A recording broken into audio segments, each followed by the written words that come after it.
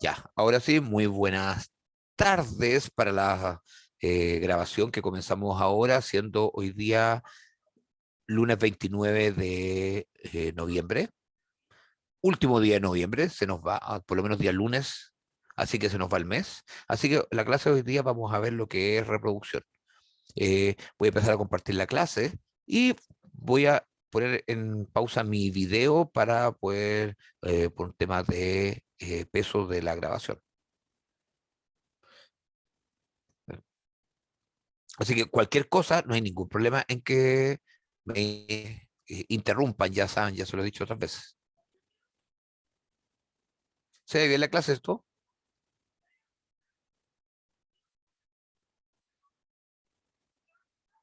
Sí, profe, sí aparece. Ya, ok, ya. Ahora sí, bueno, hoy día vamos a hablar un poquito de lo que es de reproducción. Entonces, partimos primero, obviamente, hablando del complejo reproductivo del bovino. Eh, princip- Principalmente comenzando lo que es aborto. Si analizamos el tema del aborto bovino, tenemos diferentes causas de aborto que participan en este complejo, que no necesariamente, ¿por qué hacer hincapié? Porque el aborto se produce por un sinnúmero de causas y no necesariamente porque hay una en particular. Y a veces todos estos son diagnósticos diferenciales entre sí. Ujú. Entonces, partiendo porque la causa más común de aborto es la brucelosis bovina. ¿Qué agente produce la brucelosis bovina?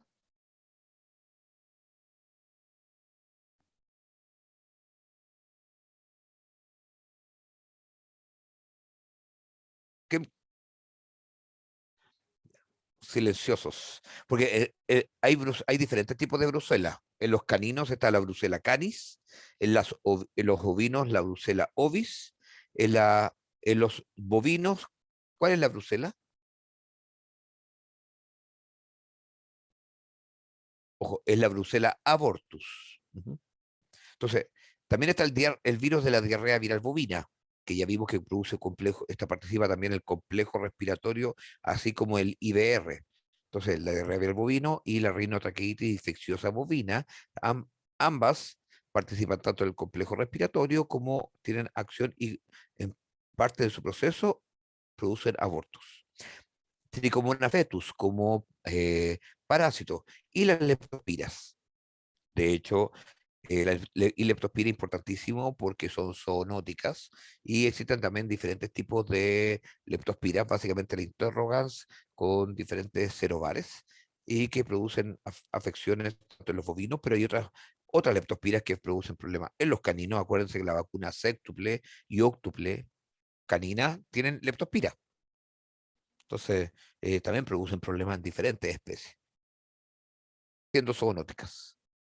Entonces, primero, vamos a partir por la brucelosis. Ujú. Eh, Primero, la brucelosis bovina es una enfermedad infectocontagiosa. Primero, es de distribución mundial.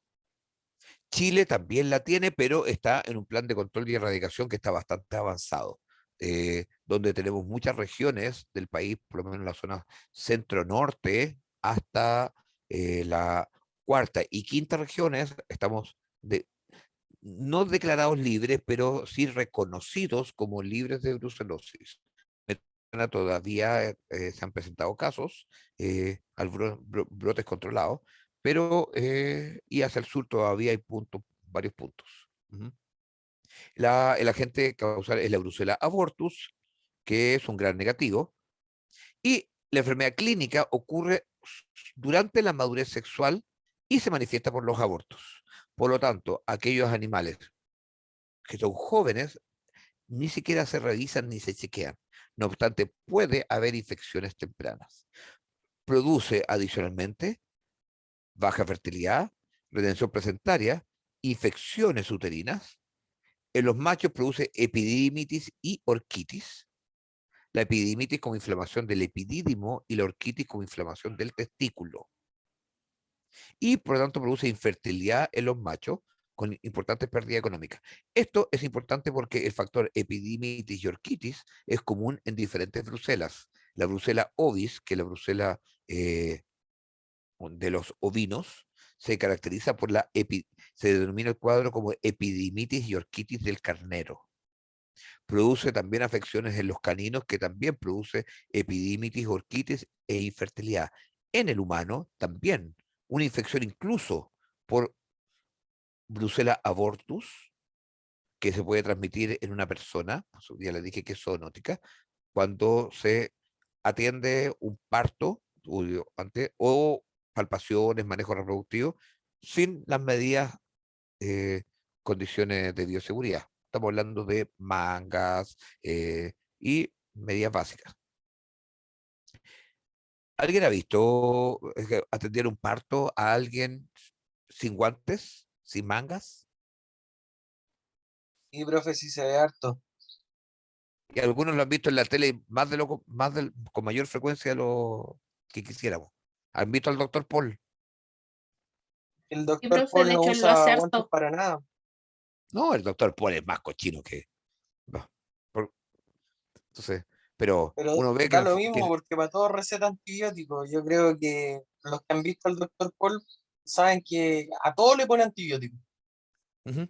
Por eso, son cosas que hay que ver porque llaman la atención, porque cuando uno no tiene contacto con el ambiente rural, en el fondo todos llaman la atención, uy, qué bonito el trabajo con las vacas, que en el fondo llama la atención, atender un parto que nace, pero cuando uno ya tiene conocimiento, dice, uno tiene que ver con altura de mira y decir, ojo, pero acá hay un procedimiento que está mal realizado. Y lo más evidente que les digo es, fíjense, siempre va a atender un parto, va, se saca, le coloca un overol en el fondo, esto, o con jeans nomás, en el fondo, aguata pelada, pelados, sin guantes, mangas, ninguna cosa, y metámosle para adentro nomás, a veces sin desinfectar, sin limpiar, sin ninguna cosa, los guantes así, a mano pelada, casi como.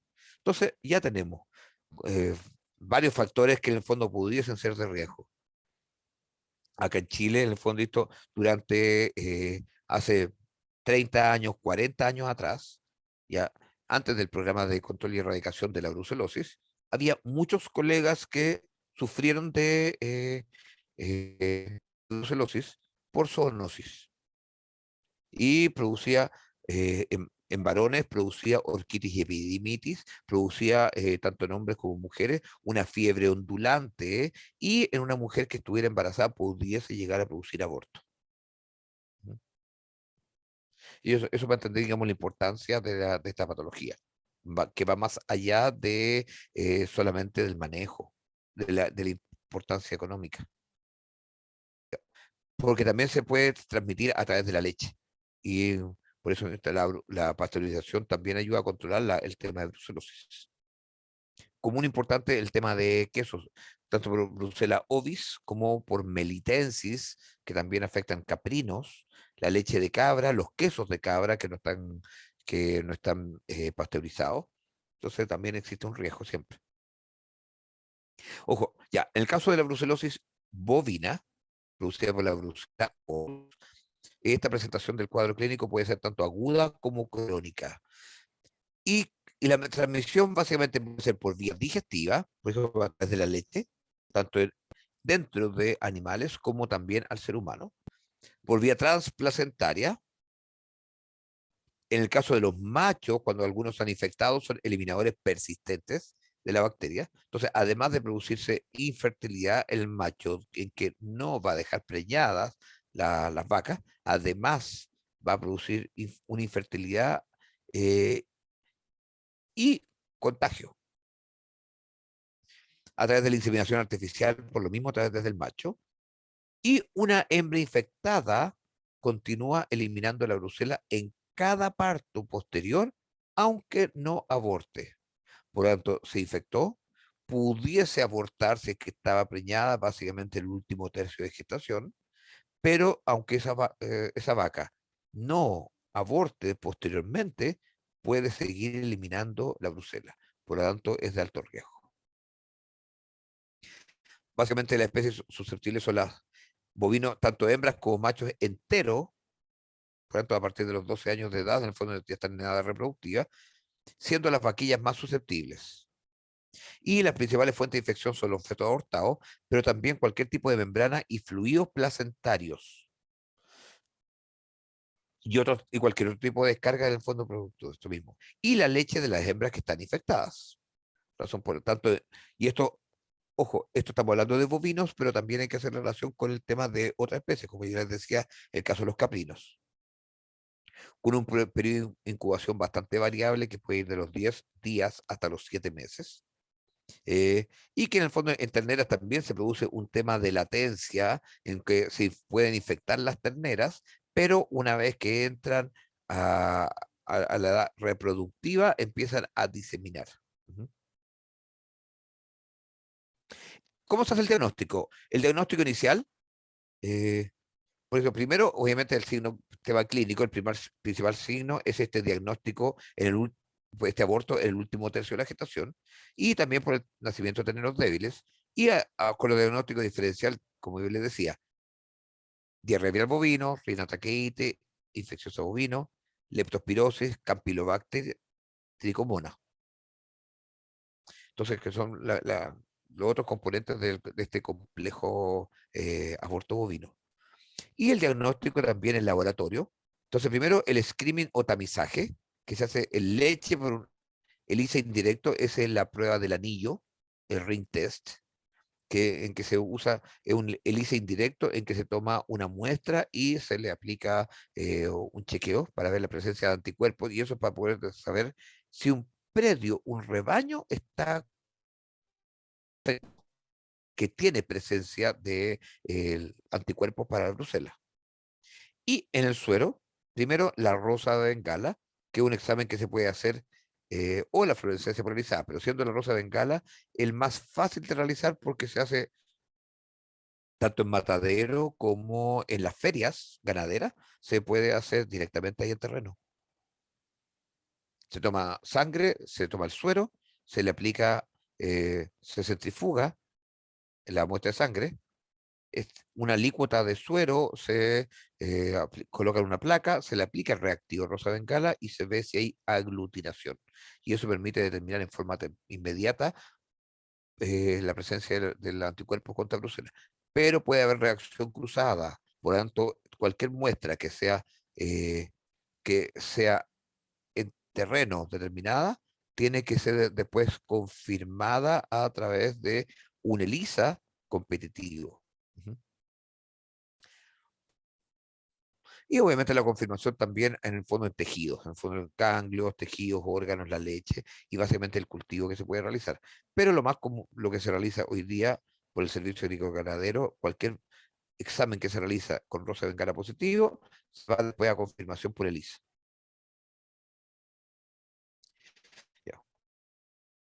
Bueno, me escuchan bien, ¿cierto? Siempre tengo que estar preguntando porque cuando se quedan muy callados, Sí, profe, fuerte y claro. ya. Entonces, ya.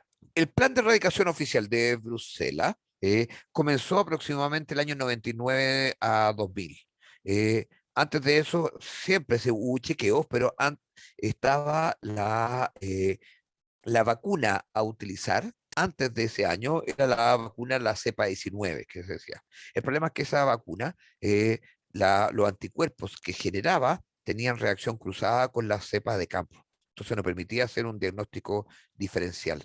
A diferencia cuando apareció la vacuna, la RB51, que es la vacuna utilizada actualmente, esa vacuna RB51 tiene anticuerpos diferenciados de los anticuerpos de campo, porque es una cepa rugosa, y lo cual permite hacer un chequeo en terreno sin que haya una reacción cruzada con los anticuerpos vaccinales. Tema sumamente importante porque eso permitió dar el inicio a este plan de control y erradicación. Llevamos aproximadamente 20 años dentro de este plan de erradicación y bastante avanzado. De hecho, primero, la vacuna RB51 no es una vacuna que se aplique de rutina a todos los animales. Más aún hoy día que estamos bastante avanzados en que en cualquier momento, venimos diciendo eso hace varios años, en que el SAC va a determinar, ¿sabes qué más? Ya se deja la vacuna para poder terminar la última fase del plan de erradicación ya sin vacuna. Pero sin embargo, se vacunan, la vacuna de RB51 se aplica solamente en terneras de aproximadamente 7 meses, después en vaquillas de preencaste y eventualmente en un predio se puede aplicar una vez en la vida a toda la masa, pero sí tiene que aplicar en forma rutinaria, no una vacuna que se aplique, es decir, todos los años se vacunan las vacas, todos los años se vacunan los animales. Ujú. Entonces, bueno, ahí partió el tema del control justamente por la presencia de esta vacuna. ¿Qué es lo que se hace? Se hacen chequeos, ya les dije, por chequeo individual, que se hace en feria o en predio. Pueden ser inicialmente con rosa bengala cuando se hace en feria, y cualquier animal que dé positivo. La diferencia cuando se hace en feria, ese animal, lo único destino que es, tiene que ir a matadero, no puede irse a otro predio. Sí, pero cuando se hacen chequeos, cuando hay animales que son sospechosos, ejemplo como la rosa bengala, el predio se considera sospechoso y se tiene que haber un diagnóstico confirmatorio para saber si el predio eventualmente efectivamente era brucela o puede haberse una reacción cruzada con otro agente. Importantísimo porque el animal que es positivo a brucela, cuando se va a matadero, solamente se retira todo lo que es el sistema reproductivo, pero no se decomisa el animal. La carne es apta para consumo.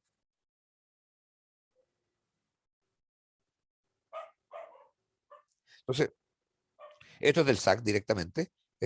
Pensando en la fuente de vigilancia, que en el fondo aquí aparece todo el procedimiento a realizarse. En el fondo, listo, pensando la definición de los casos prediales, en el fondo, cuando hay denuncias por síndrome abortivo, en el fondo que se hace a ver chequeo, en el caso de vigilancia, en el fondo que puede ser en ferias de ganado o en los mataderos, o por chequeos que se hacen tanto en predios lecheros, que muchas veces el chequeo se hace por screening, como les decía, por el anillo, la prueba del anillo, donde se hace un chequeo del predio completo.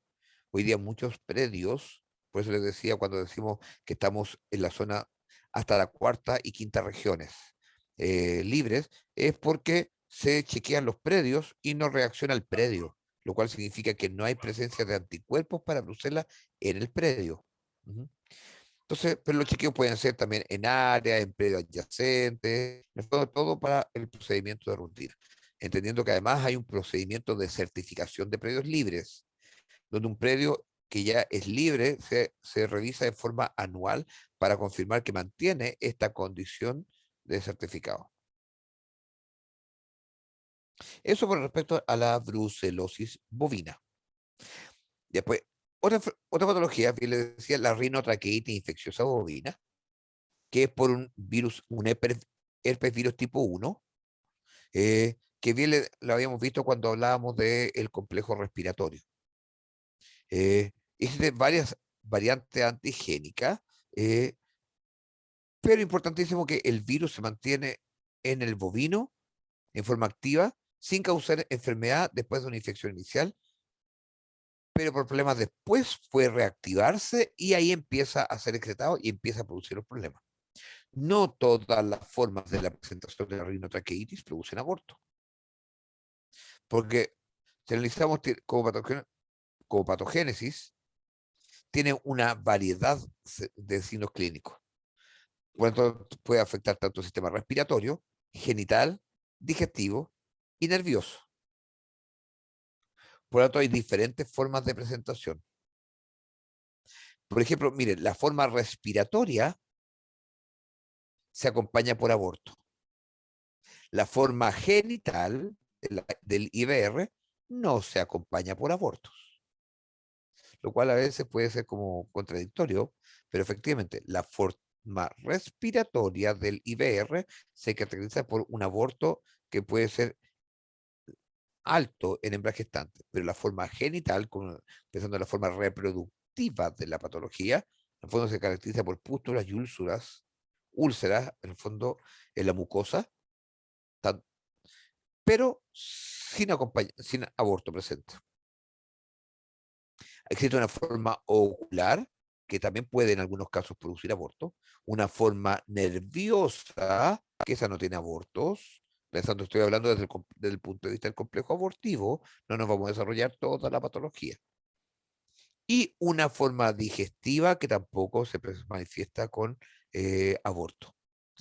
Y esta forma digestiva tiene fiebre, dificultad respiratoria y diarrea. Entonces, hay veces muchas patologías que en el fondo, por eso decimos, cuando tenemos diarreas en animales adultos, que podemos decir, puede ser por cuadros parasitarios, puede ser por cuadros digestivos netamente tal, puede ser por paratuberculosis, puede ser, por ejemplo, aquí tenemos por la diarrea viral bovina, puede ser por el IBR. ¿Se fija? Entonces existe una serie de cantidad de causas de diarreas y no necesariamente la diarrea es lo clásico, alimentaria por parásitos.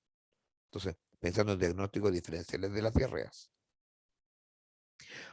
Bueno, la transmisión del IBR es por contacto directo, básicamente por la gran cantidad de virus que son excretados, eh, y además, en el fondo, por el lamido de los genitales y el coito, también por inseminación artificial, cuando se usa semen que esté contaminado. Vamos a pasar ahora a la diarrea viral bovina.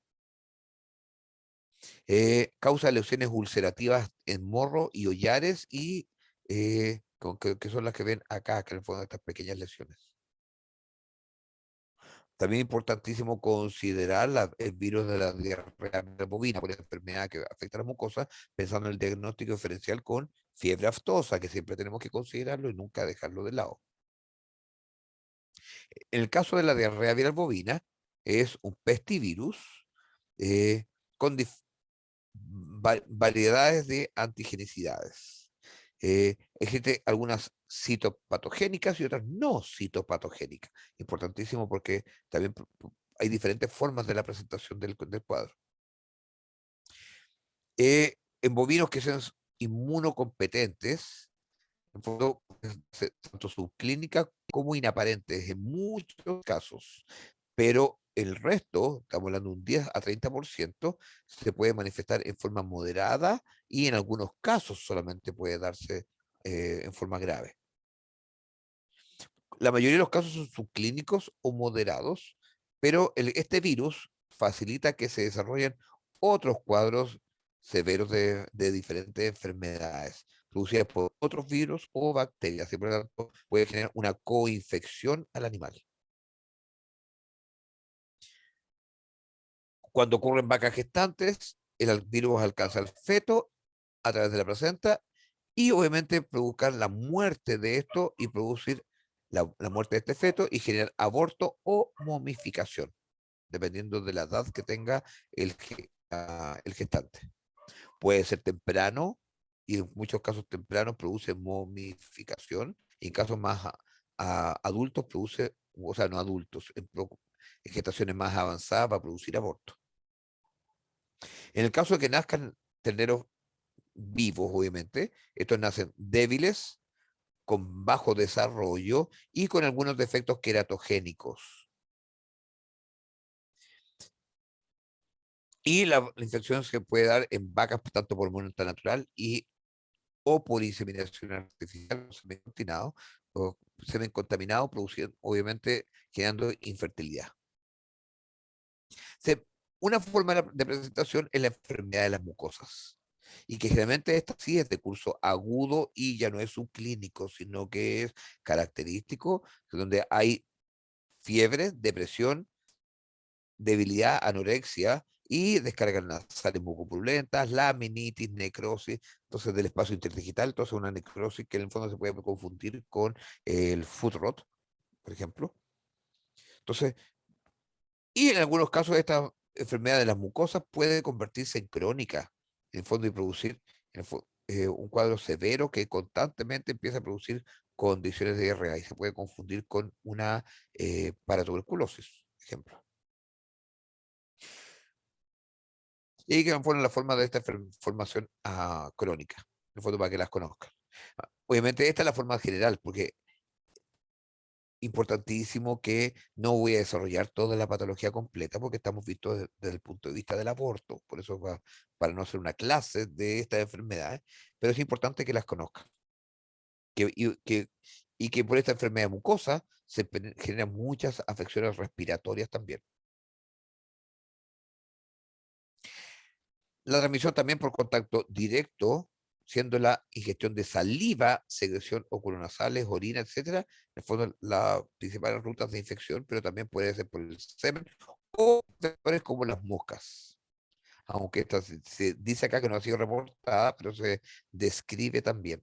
Entonces, principalmente por estas secreciones, en el fondo se describe. Bueno, esto es similar a lo que hablamos de para el complejo respiratorio. Esquemas de vacunación pueden ser por monodosis, en fondo esto por lo tanto de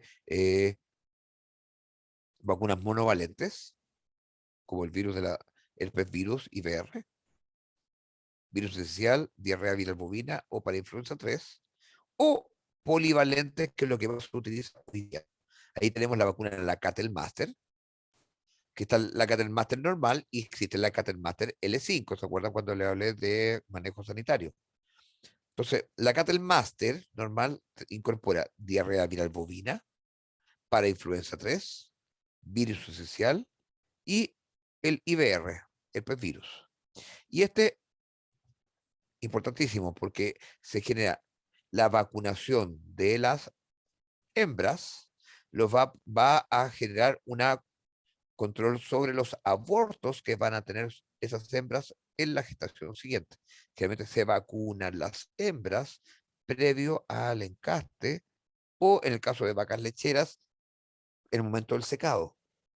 Y eso se va a proteger a esa vaca en la siguiente gestación para evitar abortos. Pero a la vez va a generar que esa vaca, al tener mejor inmunidad, va a transmitir esos anticuerpos a los terneros a través vía calostro y va a proteger de el complejo respiratorio bovino. Por lo tanto, va a proteger de neumonias a los terneros hijos de esas vacas que fueron vacunadas.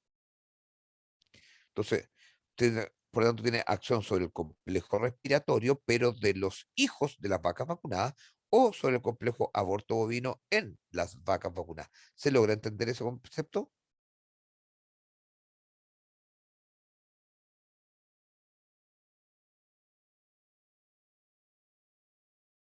¿Me están escuchando? Sí, profe, oiga, una consulta, ¿y esta se usa solamente como en planteles lecheros, así como lo que acaba de nombrar, o también se puede vacunar a los 5 o 6 meses y después repetir al año? No, en el fondo se podría eventualmente repetir más temprano, pero, y estas sí se aplican en el fondo eventualmente anualmente, pero como tienen, todo tiene que ver con la reproducción.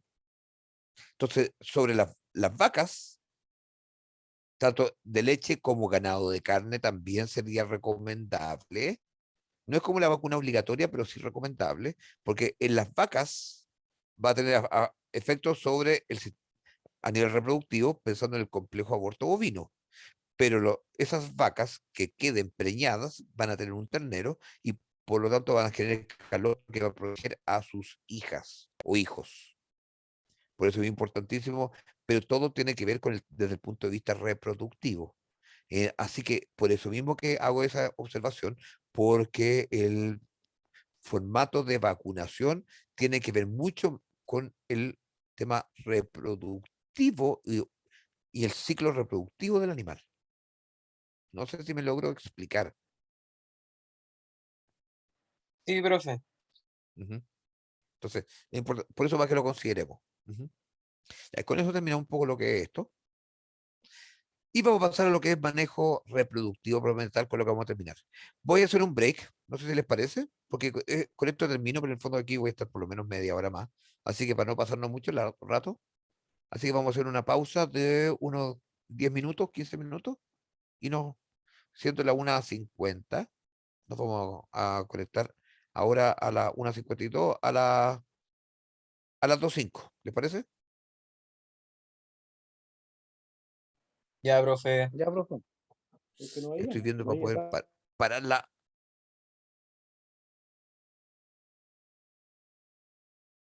pero no puedo parar la grabación.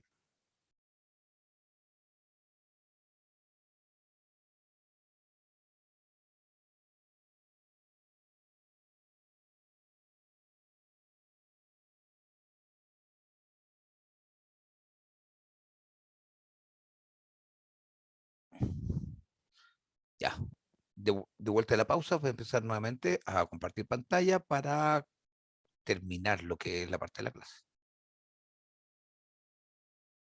Ya, vamos a ver lo que es manejo reproductivo. Que, por eso hago diferencias porque no todo tiene que ver la reproducción con el tema sanitario, sino que el manejo reproductivo tiene que ver cómo manejamos el plantel desde el punto de vista reproductivo, pensando además en la productividad. Entonces, eso está enfocado un poco más en vacas lecheras, pero obviamente que hay que entender también o algunos temas también en otro tipo de ganadería. Entonces, recordemos primero que obviamente, especialmente vacas, en el fondo, si pensamos en la lechería, tanto la producción de leche, el consumo de alimentos como el peso corporal están en una ciclicidad. Ya vimos, si consideramos el tiempo cero, el momento del parto, la producción de leche va a aumentar hasta llegar alrededor de los 40, entre los 40 y 60 días alcanza el pic de lactancia y después empieza a bajar hasta llegar al momento del secado. Y segundo, el consumo de materia seca eh, también empieza a aumentar levemente en el fondo y se viene a recuperar posterior a este pic de lactancia, pero nunca alcanza el aporte del consumo de materia seca a lo que a los requerimientos efectivamente, especialmente desde el punto de vista energético, que tiene la vaca al momento del pic, razón por la cual la vaca no, naturalmente tiene una pérdida de condición corporal que después empieza a recuperar paulatinamente. Esto es importante de considerar porque este periodo inicial donde estamos con un alto consumo de leche, o sea, alta producción de leche, con un consumo de alimentos que no alcanza, por lo tanto estamos en un balance energético negativo, es el periodo abierto, en el cual nosotros queremos que la vaca quede preñada.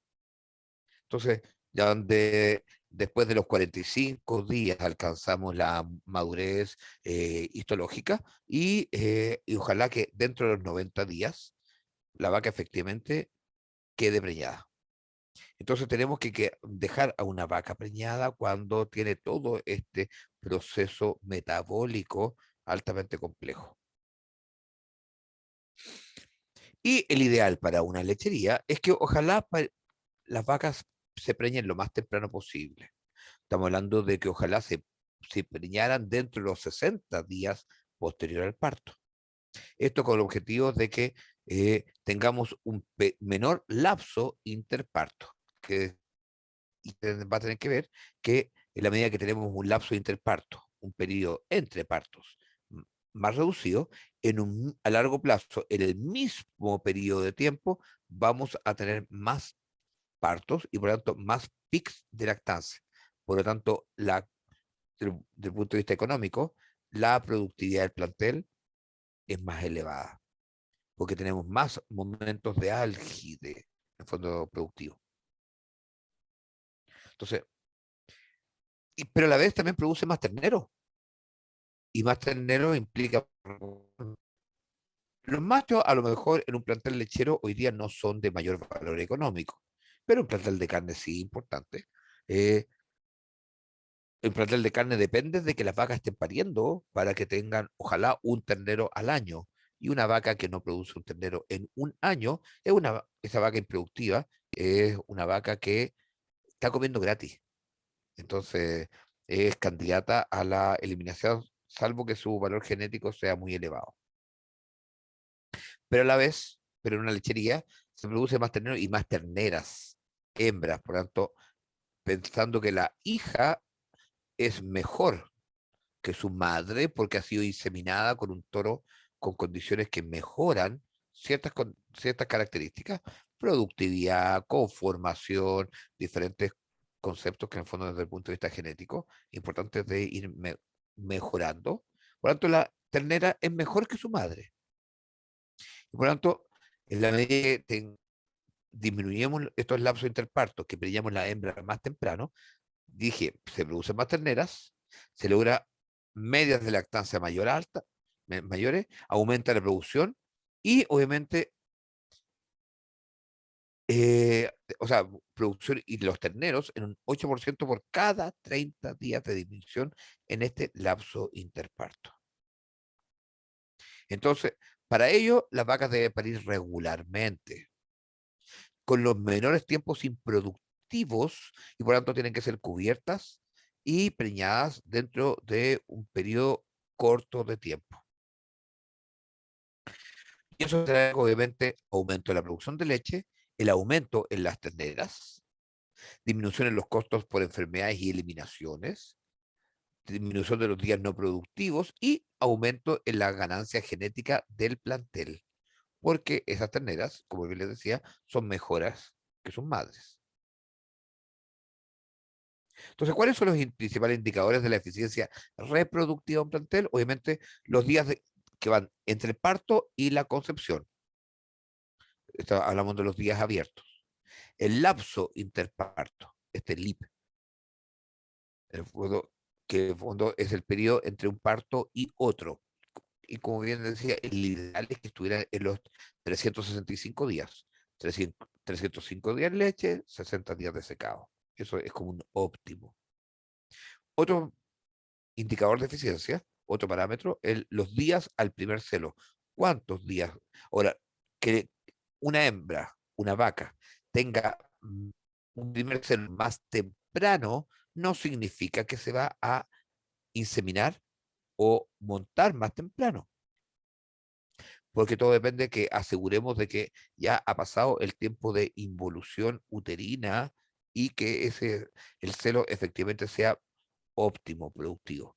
Pero el hecho de que una vaca presente un primer celo más temprano me está indicando que ya está volviendo a su condición reproductiva.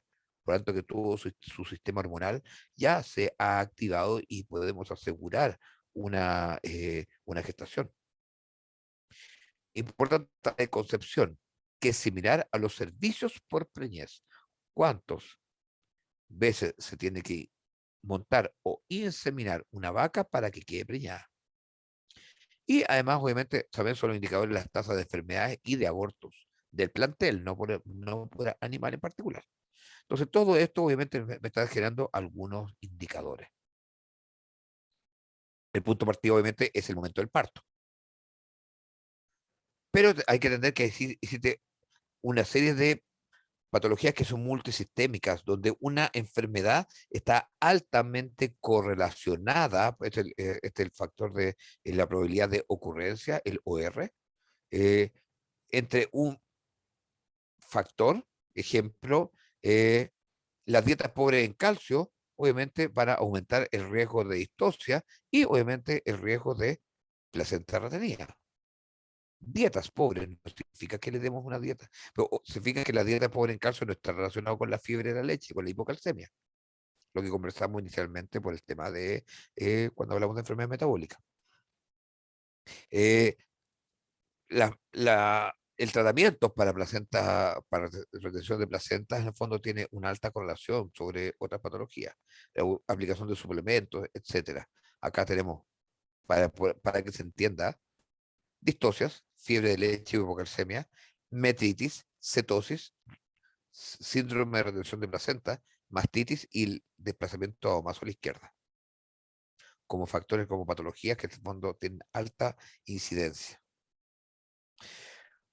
Si pensamos en el puerperio clínico, por tanto el tiempo que se recupera el útero clínicamente en recuperarse es de 30 días, pero el puerperio histológico, o sea, cuánto los tejidos uterinos están en condiciones para recibir una nueva gestación, es de alrededor de 40 a 45 días.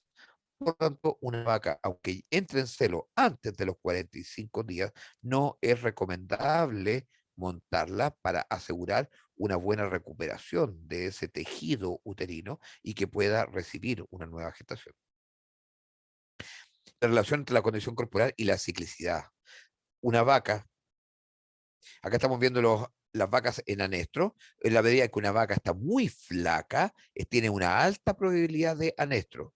En la medida que la condición corporal mejora, tiene una menor probabilidad de anestro, siendo el óptimo entre 3 hasta 4, estamos hablando del 3,75, de un 3, pero entre 5 y un 4, un 3,75 es un óptimo. Cuando las vacas empiezan a aumentar o estar en forma exagerada su condición corporal, cuando pasan del 4 hacia el 4,5, y obviamente esto va aumentando hacia el 5, una vaca muy gorda también empieza a entrar en condiciones de anestro. Le complica para quedar preñada porque se afecta la ciclicidad, porque tanto eh, proteínas como lípidos son parte de la formación de las hormonas reproductivas. Entonces, cuando la vaca está muy flaca, hay una utilización de del lípidos y proteínas para producir energía, para el metabolismo. Pero cuando la vaca está muy gorda, también empieza a tener un secuestro de lípidos y proteínas que por lo tanto no quedan activas para la ciclicidad, para la generación de hormonas. Por lo tanto, la condición corporal al parto es uno de los factores que más influye en el rendimiento posterior que tenga la vaca. Hay que tener una vaca recién parida y vemos que está flaca. Esa vaca parió delgada. Esa está en alto riesgo de tener diferentes patologías. Dentro de eso, por ejemplo, hipocalcemia, factores nutricionales, severas pérdidas de condición corporal, mastitis, metritis, etc. Y por lo tanto, como bien le decía, hay una alta influencia endocrina, lo cual se da mucho en vacas de alta producción cuando no está bien manejada las raciones. Es importantísimo el alto consumo de materia seca, que a veces limita eh, la administración de concentrados para compensar los requerimientos que tiene la vaca en el posparto. Hay que entender que la vaca posparto tiene mayor sangre que va hacia el hígado, con un mayor metabolismo de esteroides, y eso genera que haya menos progesterona, menos estradiol, y eso va a incidir en que, primero, va a hacer que baje la tasa de concepción y a la vez baja la detección de celos en la medida que tengamos menor cantidad de estradiol. Entonces, estos factores determinan que la vaca cuesta detectarle celos y a la vez disminuye la posibilidad que tenga de quedar gestante. Por lo tanto, un buen manejo alimenticio y un buen manejo reproductivo inciden directamente en la productividad y obviamente en que las vacas vuelvan a quedar preñadas.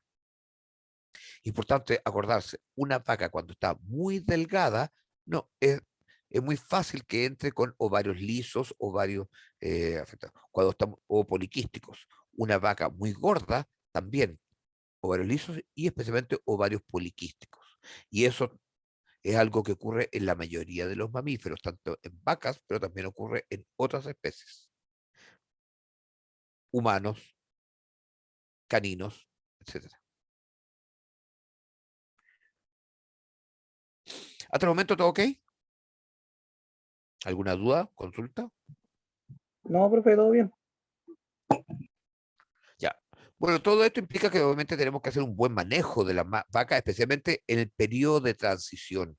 El periodo de transición, recordémonos que el periodo que va especialmente desde los 21 días previos al parto, las 3 semanas de preparación, entendiendo que la vaca está seca durante 60 días, pero los 21 días previos es el periodo en que tenemos que preparar la vaca. Y los 21 días posteriores al parto. En estos 21 días previos es cuando tenemos que reducir el aporte de alfalfa en la ración, empezar a administrar concentrados, asegurar la condición corporal, en el fondo de esto, preparar a la vaca para el parto mismo. Y el periodo de transición postparto, en el que tenemos que ir adaptando y que por tanto tenemos que tener un buen aporte de concentrados, buen aporte de fibra, y para que la vaca efectivamente este comienzo en la lactancia sea lo óptimo. Y pero producto de lo mismo se pueden generar muchas enfermedades periparto. Ya hemos visto antes la hipocalcemia, que generalmente se desarrolla dentro de los primeros 2 días postparto. Retención de membranas fetales, que es una patología que se desarrolla también entre los primeros días postparto. Metritis, también postparto. Con el fondo aquí estamos hablando de que Metritis que puede ser con o sin retención de membranas fetales, en el fondo es una infección uterina. Presencia de mastitis, tanto por efecto de la hipocalcemia prometetal, efectos de la cetosis que se puede dar, producto de la misma contaminación bacteriana que se puede generar, afecciones del sistema inmune, etcétera, etcétera. Se pueden haber cojeras, cetosis o hígado graso, siendo el hígado graso que ocurre en el momento de posparto temprano y la cetosis que ocurre más hacia el pic de la lactancia. Y respecto a Mazo, que donde el parto juega un factor determinante, una ración mal elaborada, un mal periodo de transición, una mala preparación, en el fondo me va a predisponer a la presentación de desplazamientos. Como les decía, toda esta enfermedad está altamente correlacionada. Entonces, tanto de la muerte, al ejemplo de ternero al parto, los mellizos, aumenta el riesgo de tener distocia, hipocalcemia, retenciones de membranas fetales, desplazamiento de amasos, metritis, cetosis, etcétera, con los factores de correlación entre ellas. Entonces, importante entender de que una enfermedad no es que se dé por sí sola, específicamente en vacas lecheras, se da que una enfermedad o una presentación de un cuadro, incluso subclínico, tiene un alto riesgo de ocurrencia de otra patología que puede ser tanto subclínica como incluso clínica. Las metas del periodo de transición preparto es ir reduciendo la severidad de la hipocalcemia, prevenir pérdidas de peso en las vacas, prevenir la cetosis y el hígado graso. Por tanto, eso con una buena alimentación, buena preparación y evitar en el fondo la sobrecarga y por tanto la sobrecondición corporal que haga que tengamos el síndrome de la vaca gorda y hígado graso. Hay que adaptar el rumen a esta nueva dieta, por eso le empezamos a dar una cantidad de concentrados, pero está por cetosis, pero además aseguramos la buena absorción que tengan después de los ácidos grasos volátiles que se generen producto de la dieta.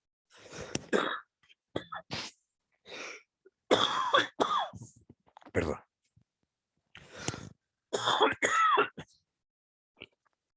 En el periodo de preparto tenemos que mejorar la función del sistema inmune, esto mejorando todos estos factores metabólicos y a la vez con una buena vacunación que hayamos realizado, cosa que aseguremos que las vacas tengan un buen desarrollo inmune y que además que genere un calostro de buena calidad pensando en el futuro ternero. Ofrecer suficiente fibra efectiva, pensando en que la vaca está en un momento de bajo consumo de alimentos y que necesitamos mantener esta rumia activa. Y proveer vitaminas y minerales que, uno, favorezca el metabolismo y dos, generen efectos antioxidantes que también ayudan a la prevención de algunas patologías adicionales. De las mismas que hemos visto durante todo el semestre, que en el fondo le quería nombrar recién. La condición corporal, el ideal que al secado una vaca llegue en una condición 3 a 3,5. Ojo, acá habla con BST, lo explico, el BST es somatotrofina bovina, que es como una hormona de crecimiento, que se aplica en vacas para la producción de leche, que estimula la productividad, y en vacas que hayan estado con BST se reconoce que la condición pudiese ser un poco más reducida. Entonces hago ese hincapié para que se entiendan a qué se refiere esto. El ideal que esta vaca al parto llegue en una condición de 3,25 a 3,75. El objetivo, que durante todo el periodo del seco, la vaca mantenga su condición corporal o tenga un leve aumento de 0,25 a 0,5 puntos. Por lo tanto, el aumento tiene que ser moderado. No queremos una vaca gorda, pero tampoco nunca perder peso o perder condición corporal durante el periodo seco, lo cual es grave, porque eso sí me predispone a muchas más patologías. Hay que prepararse el parto, en el fondo preparar la maternidad con un lugar adecuado, higiene, orden, observación permite la inspección de la vaca y darse cuenta cuándo va a comenzar. Hay que examinar la vaca recién parida. Entonces, evaluar el estado general de la vaca, el estado de la vagina y del útero, por tanto, boto de las placentas, cómo viene la involución uterina, examinar la ubre, ver si la vaca se pone bien de pie, para evitar en el fondo, o para poder diagnosticar en el fondo cualquier problema metabólico, hipocalcemia, por ejemplo, y proveer condiciones adecuadas, tanto en alojamiento como en alimentación, en todo el momento periparto. Lo poco que coma la vaca, ojalá que lo coma bueno, bueno, bueno de calidad. El protocolo de manejo de las vacas lecheras obviamente implica hacer examen de las loquias, de las secreciones uterinas en el posparto y estar checando la temperatura frecuentemente. Ojalá que sea diariamente durante los primeros 10 días, al menos 2 veces por semana. Y el día clave es el tercer día. Fiebre denominamos como en vacas de primer parto sobre 39,4 y en vacas, o sea, vacas más viejas, y en vacas de primer parto sobre 39,1. Y ahí ya podríamos estar pensando en fiebre. Pero como sea, acuérdense que la temperatura normal de la vaca es de 38,5 más menos 0,5, de 38 a 39. ¿Por qué hacemos este hincapié acá? Básicamente porque la vaca multípara, por producto de su mayor producción láctea, tiene un mayor metabolismo. Entonces, su metabolismo, pues, la temperatura puede ser levemente más elevada, un par de décimas. Pero como sea, sobre 39 ya empezamos a preocuparnos. El manejo de transición, posparto. Las vacas posparto siempre se dejan en un grupo aparte, no se mezclan con las vacas que están con mayor avance en en la lactancia.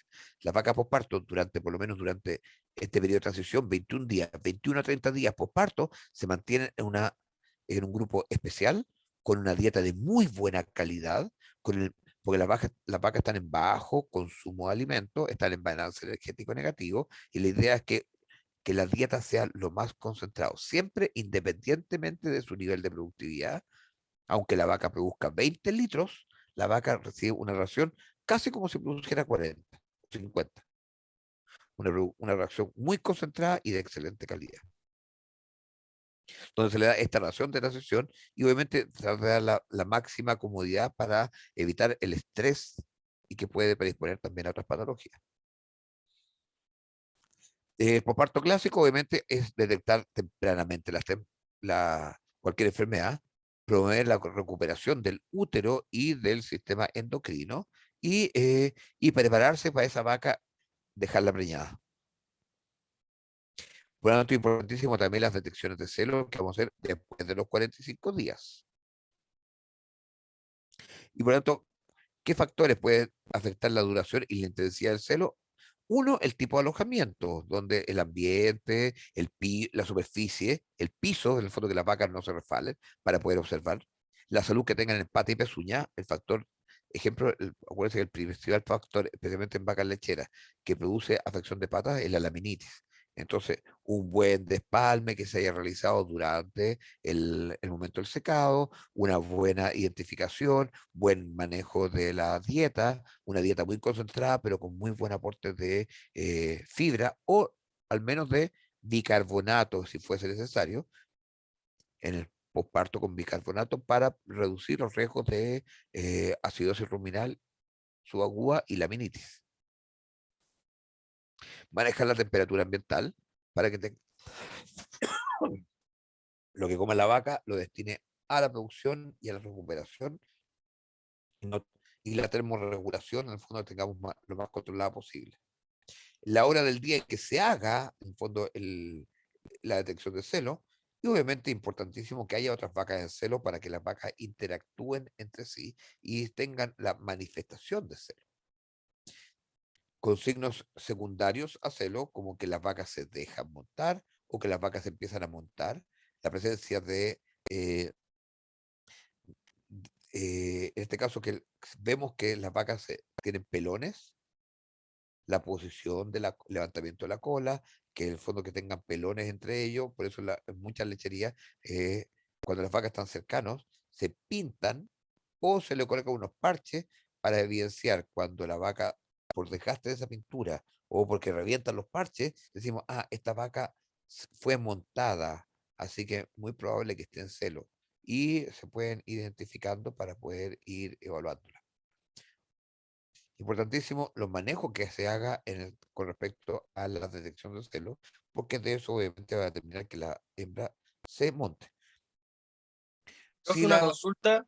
dígame, Esa secreción que botan las vacas por vulva, que es como filante, ¿es cuando están por entrar al celo o es después del celo? no, eso es directamente signo del celo. El cérvix está abierto, tenemos una secreción uterina limpia, transparente y filosa que me está indicando que el cérvix está en condiciones y el útero está ávido para recibir a los espermatozoides. Ya, profe, o sea, con ese signo uno puede decir, ya le vamos a echar toro para monta.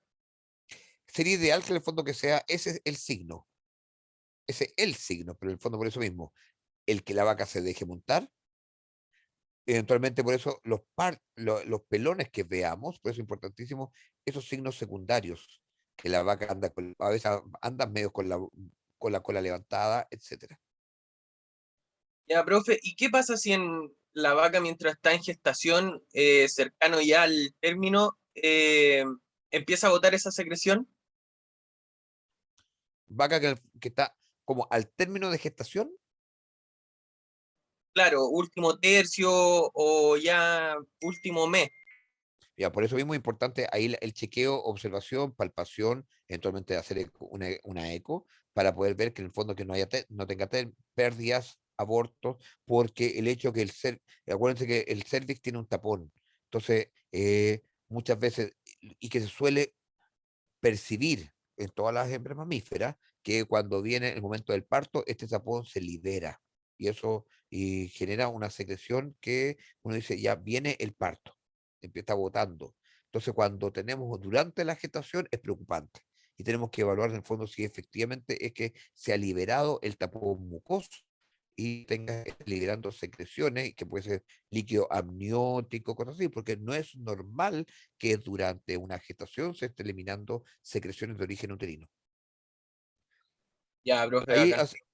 así que ahí tenemos que puede ser palpación rectal, ecografía, espéculo, espéculo vaginal para poder observar, y de acuerdo a eso, porque a lo mejor puede ser una urovagina, puede ser, ¿te fijan? Puede ser una vaginitis, puede ser de origen el, de la vejiga. Hay que evaluar de dónde viene, pero cualquier secreción durante gestación no es normal. Y por eso bien les decía, por eso, signos secundarios de celo, importantísimo el tema de cojeras. La vaca entra, acuérdense que parió, tiene un bajo consumo de alimentos y por eso muchas veces la dieta es altamente concentrada. Una dieta altamente concentrada desde el momento del parto hasta los 45 o 60 días, estamos hablando de un mes y medio, 2 meses, recibiendo una dieta rica en concentrados para poder compensar este balance energético negativo y eventualmente eso puede haber presencia de acidosis ruminal subaguda y laminitis. Y una vaca con laminitis, con dolor, no se va a dejar montar. Y va a aumentar el lapso interparto, se empiezan a afectar los indicadores. Pero esas vacas, en el fondo, a lo mejor no, por dolor o no montan o no se dejan montar y por lo tanto no hay una manifestación con un signo primario de celo. Por lo tanto, importantísimo la observación, el diagnóstico. Por eso les decía, esta clase la dejo un poco para el final, porque estoy integrando muchas de las cosas que hemos visto durante diferentes clases del semestre. Entonces, para entender como en un todo, en el fondo, un tema de manejos. El momento de la inseminación, la idea es que cuando se detecta, acuérdense que el celo es corto. El celo de una hembra dura alrededor de 19 horas, donde eh, cuando se detecta celo, En el fondo, que primero que hay que tratar una o dos veces al día. Lo ideal es que sea temprano en la mañana y tarde por la tarde, el momento ojalá cuando esté más fresco. Y, y la inseminación realmente se debe realizar unas 14, entre 4 a 14 horas después de la primera monta, después de que vemos que la vaca estuvo comenzando a estar en celo. Entonces tiene que ser dentro del primer día. Una vaca que en el fondo que dice, no, es que la vaca yo la vi en celo ayer y hoy día le voy a conseguir el toro, o hoy día la voy a inseminar, no sé qué más, muy probable es que ya sea tarde. Y nunca hay que olvidar la alimentación durante todo este periodo.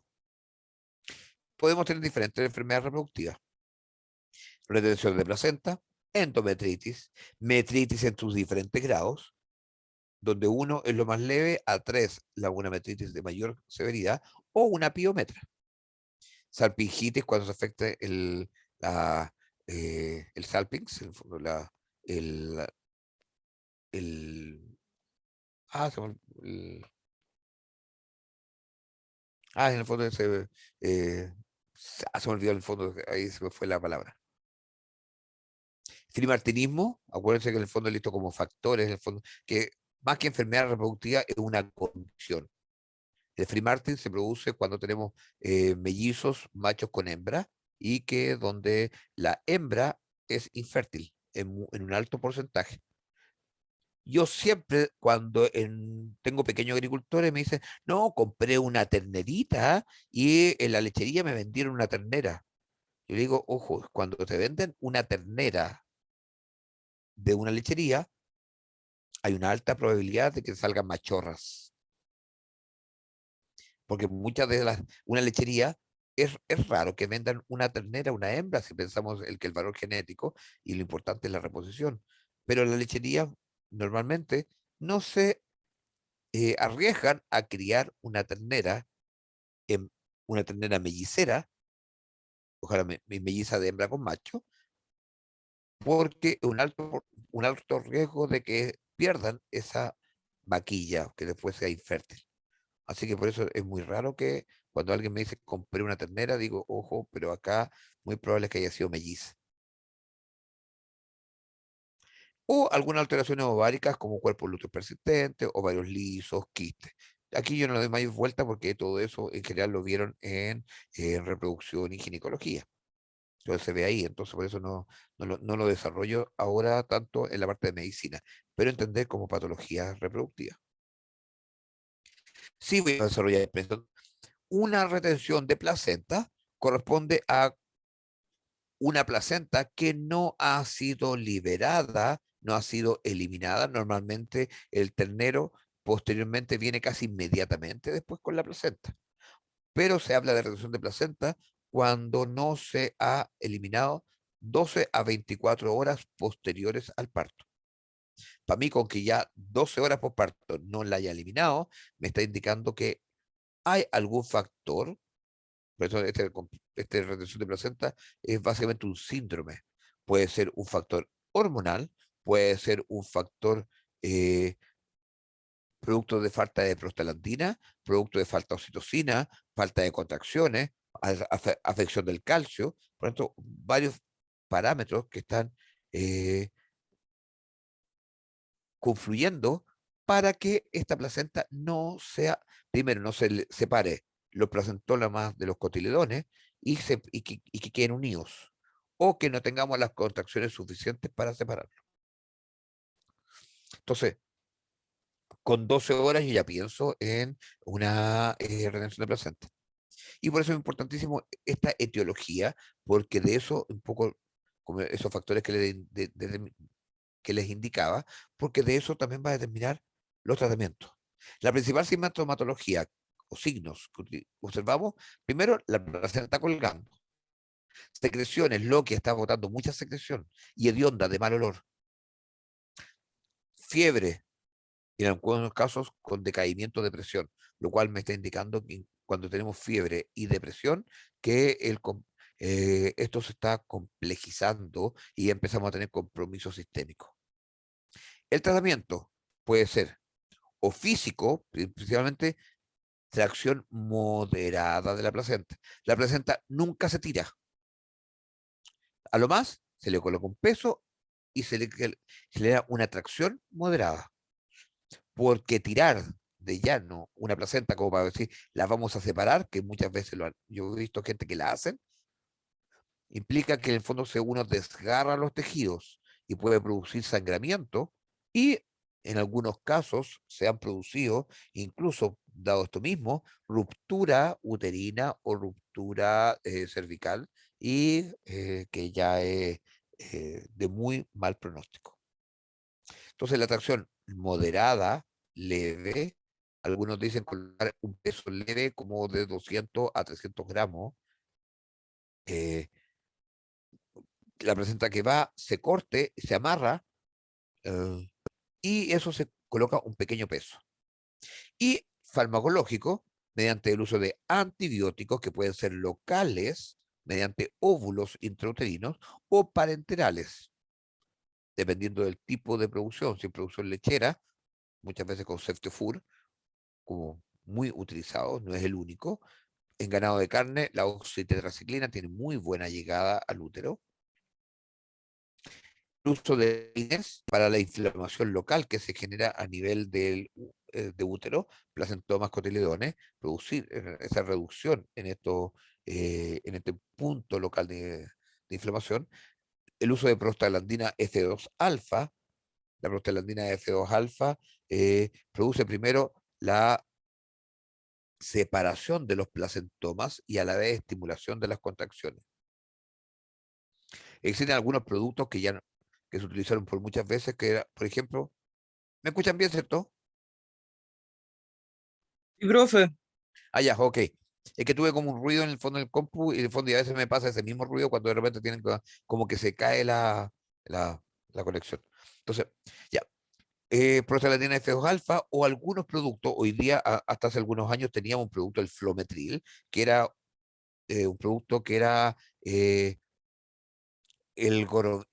ergonovina, que es un derivado del ergoto, un hongo. Muy bueno era, lamentablemente se sacó de mercado.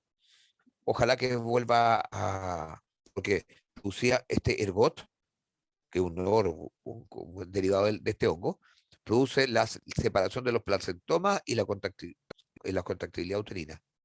Porque la prostaglandina tiene buen efecto, pero eh, el tema es que tiene riesgos y el tema también de la compra, que es compra con receta retenida, complica, y alto costo.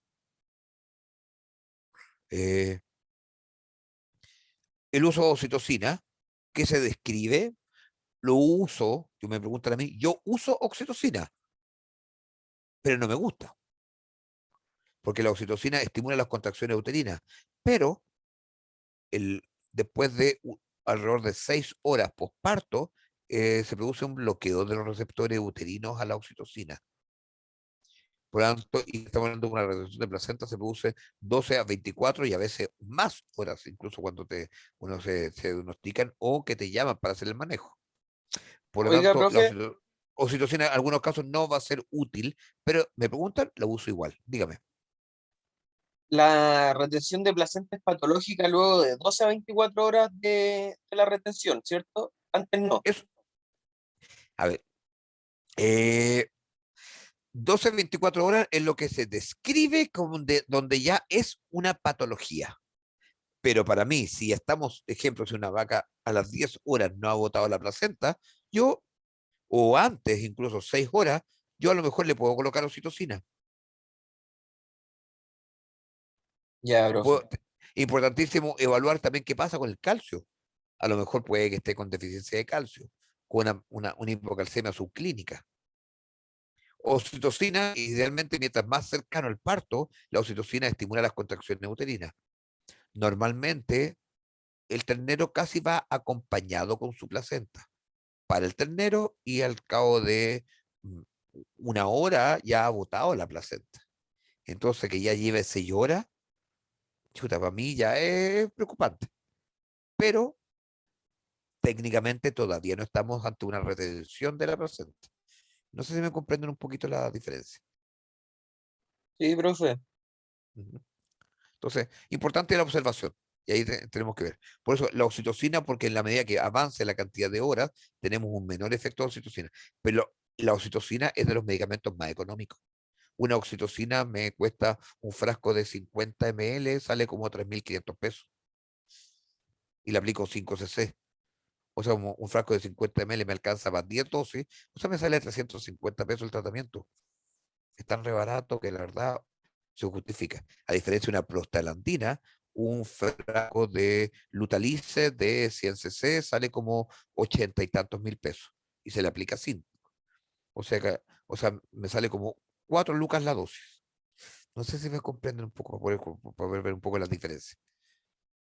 Entonces, Profe, ¿y la oxitocina en cuánto formato viene de ml? hay diferentes, ¿eh? Porque existe más de mayor tamaño, pero una oxitocina común viene de 50 cc y vale como 3.500 pesos, por lo menos eso lo compré la última vez. Ya, profe. Es una oxitocina sintética. Entonces, ya. Otra enfermedad, obviamente las metritis, entiendo las metritis sépticas, que son posparto. Entonces, y que generalmente aparecen dentro de los primeros días posterior al parto, pero que muchas veces se observa alrededor de los 15 días posparto. Entonces, va a depender de el estado del cervix, porque ya a los 15 días se empieza a abrir el cervix y eventualmente se pueden empezar a liberar las secreciones uterinas. Pero es literalmente posparto y se caracteriza por toxemia. Por eso les decía en un momento importante el chequeo de temperatura, idealmente al tercer día, porque con o sin retención de placenta podría haber una metritis. Y esta metritis además se caracteriza además por la presencia de una toxemia y secreciones uterinas de olor desagradable. Y esta toxemia me complica. Por lo tanto, va a depender un poco de el grado de metritis que tengamos, el nivel de toxemia que se genere. Y entendiendo que es una etiología multifactorial donde participan muchos componentes, desde la baja inmunidad, desde posparto, está asociado a cetosis, hipocalcemia, la baja contractibilidad uterina, el, eh, y otros factores, en el fondo, variados. Entonces es importantísimo observarlo y considerarlo. Bueno, ahí tenemos secreciones uterinas. Claro, esto es post-mortem, pero es para poder observar las características de estas secreciones que no son únicas, no es que sea netamente pus. Aquí tenemos tejido que todavía está en plena involución, donde todavía tenemos endometrio mezclado a veces con placenta. Entonces, todo esto se empieza a contaminar y que empieza a generarse toxemia con inflamación del útero del tejido y con liberación de toxina hacia el torrente. Por lo tanto, es muy importante el monitoreo que se haga de todo el parto. Ojalá que los planteles, especialmente lecheros, hayan protocolos escritos pensando en entrenamiento y supervisión de los empleados. Y es que están monitoreando las vacas desde que empiezan con signos de parto, ojalá que en un ambiente limpio, la higiene que es clave, pero y con operarios que sepan qué es lo que hay que hacer. Y con estos diferentes desórdenes que se pueden ir dando, desde la reducción de membrana, infecciones uterinas, cetosis, mastitis, desplazamiento de maso y otras. Vamos, repitiendo un poquitito. Las infecciones del útero también predispone a otros desórdenes. Entonces puede estar predispuesta por por algunos desórdenes y también predisponer a otros. Esta alta correlación que había entre las patologías. Esta metritis, obviamente, en algunos casos, algunos consideran que puede ser un estado casi normal, pero siempre se considera que la metritis puerperal o séptica no es normal. Eso para poder aclarar. No es normal que hayan descargas de mal olor, con fiebre, toxemia, y obviamente con casos clínicos. Entonces, y observación que una endometritis inicial no es un caso clínico, sino que es una condición y que debe ser observada constantemente. Entonces, hay que hacer monitoreo después del parto, ir monitoreando la salud, hacer manejo para prevenir la mastitis y, y hacer tratamientos para la mastitis. Y en el fondo tenemos que observar. En el momento del parto, vemos, ¿la vaca está normal o anormal? Si está anormal, puede ser producto de que hay una distocia, retención de membranas fratales, gemelo. Hay que estar observando si tiene decaimiento o no, si tiene afecciones de la salud, si tiene un compromiso que puede ser normal, producto de complejos metabólicos, o puede ser dado porque además hay un complejo infeccioso de por medio. Por lo tanto, tenemos que hacer un chequeo, hacer un monitoreo. Se- por lo tanto, se hace un monitoreo. Acá dice de 1 a 13 días. Generalmente se hace el monitoreo de los primeros 10 días de posparto. Entonces tenemos que evaluar la actitud del animal, hacer una inspección tanto desde adelante como desde atrás, viendo el comportamiento del animal, evaluar cómo están las secreciones, cómo está la ubre, si tiene problemas de desplazamiento adomaso, etcétera. Desde atrás tomamos temperatura rectal, muestras de orina para evaluar cetosis y ir chequeando la producción de leche. Por lo tanto, esto va a permitir identificar si hay vacas enfermas y si es necesario dar alguna terapia de apoyo, donde la temperatura es un factor importante. Y ojo que que la temperatura, una fiebre sobre 39, acá dice 39,5, pero la presencia de fiebre siempre es indicador de algo y no solo es de infecciones del útero, siendo las metritis lo más común en el posparto, pero puede también deberse a afecciones respiratorias, presencia de mastitis, etcétera. Por lo tanto, importante el chequeo, aplicar el criterio. Entonces, acá vemos en el fondo cómo está la temperatura, pensando en vacas negativas y vacas que están con metritis, que van a presentar metritis en el fondo con respecto a la temperatura que ya empieza a aumentar antes y en el fondo todavía baja, en el fondo en una vaca con metritis versus una vaca que no tenía metritis. La producción de leche va aumentando diariamente desde que la vaca empieza a parir. Se empieza a aumentar para llegar hasta el pic de lactancia, que ya dijimos que se produce alrededor de los 40 a 60 días. Y hay que tener considerado que en el fondo puede haber una leve o moderada caída en la producción de leche antes de un diagnóstico en acetosis.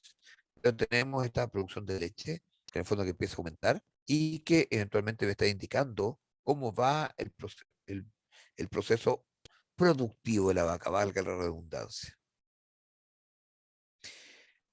En la cual la vaca está en balance energético negativo, se empieza a complejizar y en el fondo y aumenta el riesgo de tener otras patologías y por lo tanto tenemos que ir chequeándolo. Muestreos de orina para ver especialmente presencia de cetosis, especialmente eventualmente cetosis subclínica. Muestras de orina o chequeo en el fondo listo para cuerpos cetónicos que pueden estar presentes en leche. eh, pero la orina es lo más común, especialmente para la detección del beta hidroxibutirato, que es el principal cuerpo cetónico determinador de presencia de cetosis que puede ser subclínica. Pero es que, por lo tanto, tenemos que importante evaluar este balance energético y obviamente eso va a incidir sobre la función del sistema inmune. Por lo tanto, el programa de vacas frescas, este programa de 10 días inicial, tenemos que evaluar la vaca cómo está. ¿Tiene fiebre o la temperatura está normal? Si tiene fiebre la vaca, tenemos que evaluar, bueno, ¿tiene fiebre, pero se ve enferma o tiene fiebre pero se ve clínicamente normal? Si estuviera normal, hay que dar útero tónico, antipirético, energía y calcio. Pero además, si la vemos que está decaída, deprimida, además dar antibióticos. Si la temperatura está normal, pero la vaca subiese con algo que me indicaría algo de enfermedad, dar energía y calcio, en el fondo pensando en el tema metabólico, Y aunque la vaca dentro de los primeros 10 días se observe normal y sana, sin nada, hay que seguir monitoreando constantemente y revisar igual producción de leche y cetosis, porque esa vaca igual podría caer después en un estado clínico. Por lo tanto, es importante el chequeo constante que hagamos. Hay que estar previniendo la metritis, el uso de hormonas eventualmente para la contracción uterina y antibióticos si fuese necesario, que puede ser preventivo. Hoy día está eh, eh, muy recomendado el no uso de antibióticos, valga la redundancia. Entonces, importantísimo el chequeo, el uso de antibióticos como tratamiento si es necesario, pero siempre estar en la observación. Cualquier falla que se haga en el monitoreo en todo este periodo de transición, en fondo me va a traer una serie de complicaciones y que tenemos que estar observando para poder determinar que hagamos bien las cosas, que se monitoree temprano, que se observe cualquier cambio que haya en los animales y chequemos cualquier factor que puede estar predisponiendo a otros problemas.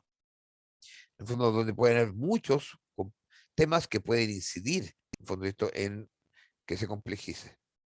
Movimiento de las vacas, las raciones que no estén balanzadas, mal entrenamiento del personal,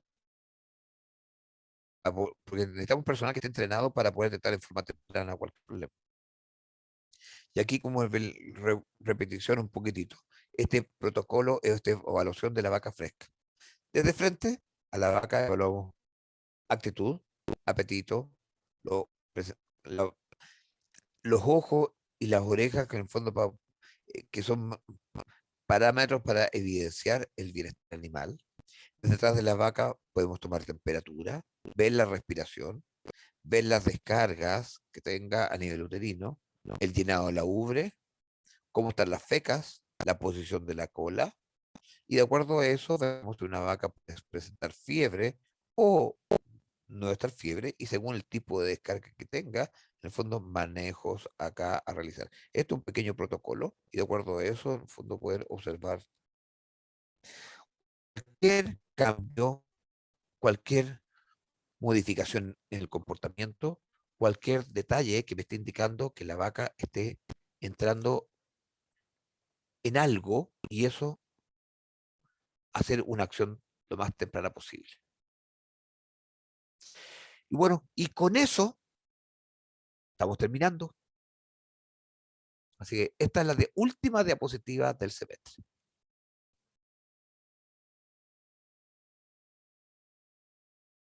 ¿Alguna consulta, observación, aporte? Todo bien, profe. Esta clase en el fondo por eso se ve compleja, pero es porque de alguna forma hace un pequeño resumen, pero no es tan complicado. Así que, bueno, con esto estamos terminando lo que es clases de bovino.